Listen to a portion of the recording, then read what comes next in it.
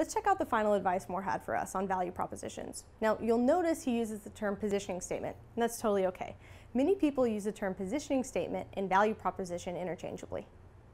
So, you hear a lot about positioning and marketing, and I think your first instinct is to think about that's something I'm supposed to do. But the first way you want to think about positioning is actually where you fit in your customer's head. So, in other words, the world or your customer base only has a certain number of little compartments to put things in. And so the first question is, what compartment are they putting you in? And so remember in that positioning statement we were talking about where we said our product or service is a blank.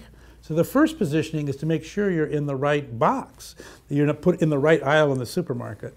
And that seems obvious, but sometimes there are multiple boxes you could be in. So it's important to think about where do I want to compete and what category do I want to compete. So the first thing is just get yourself into the right category.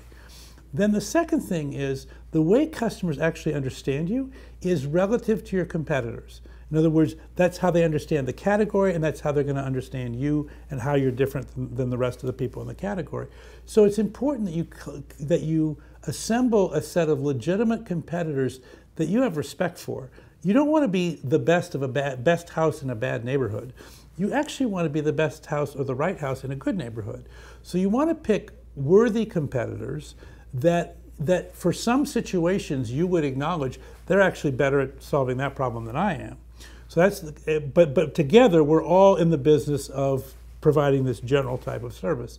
And then the last piece of positioning, so after you've done the generic category, after you've established what we call the competitive set, then the last piece of positioning is, okay, now why are we different, or how are we different, and why does that matter specifically to the value proposition that the customer would be bringing to this purchase? So that you're helping the customer saying, the question you want to answer is, you would want to call us when? And the opposite to that answer is, on the other hand, if it were more of this situation, you probably should call one of the others.